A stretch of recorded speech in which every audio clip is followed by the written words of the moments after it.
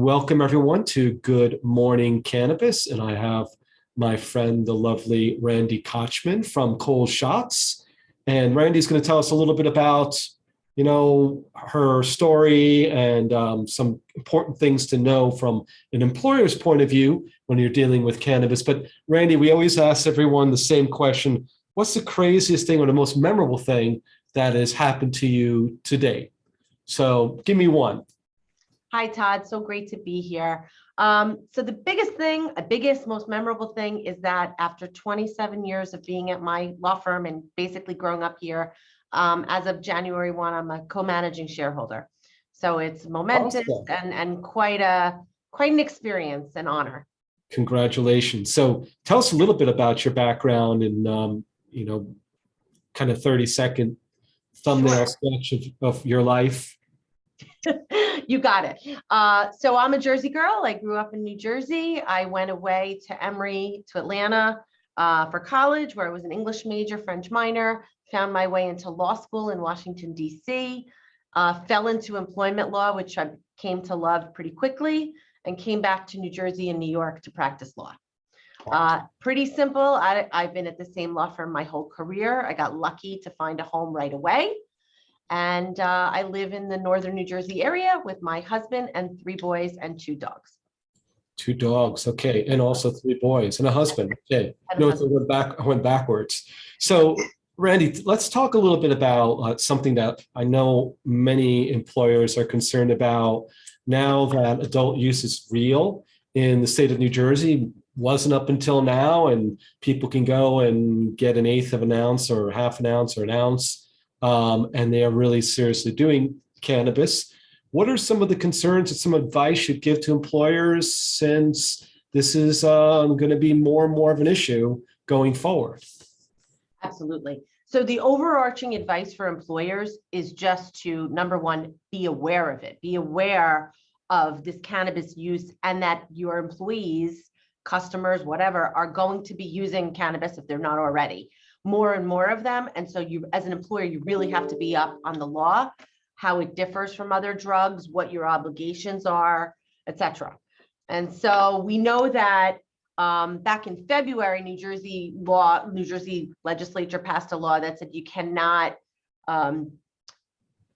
treat cannabis users differently. So it kind of created a new protected class for cannabis users. First time ever that a drug has reached the level of a protected class, like if you were of a certain national origin or gender identity. And it basically says an employer cannot discriminate, discharge, demote, whatever, based on someone's sole use of cannabis.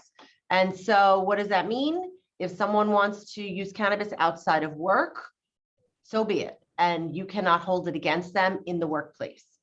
That doesn't mean people can use cannabis during work, and they have to follow rules. They can't, drive while using cannabis or bring paraphernalia into the office, things like that.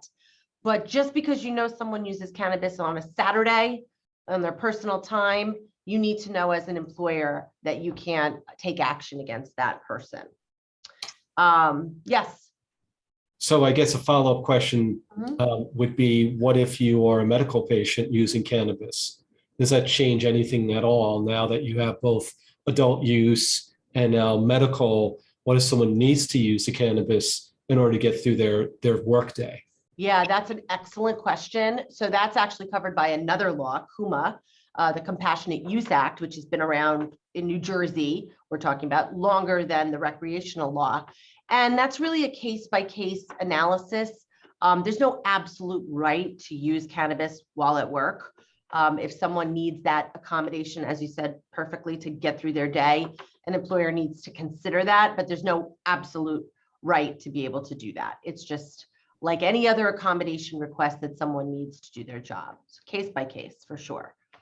The other thing employers really need to be aware of, there's not a ton of drug testing going on in the workplace, but there are some industries that really rely on drug testing, manufacturing, machinery, and driving. And employers need to be aware that testing for cannabis is really kind of thorny. There's not really much you can do just with a positive test. because again, you can't take action against someone just because they have cannabis in their system. And New Jersey law, it's still rolling out. The legislature has created this regulatory scheme where employers are going to have to first take a positive test and also have this objective workplace, they call it a wire, regulatory enforcement agent, objectively say that someone was likely using at work, and that has not happened yet.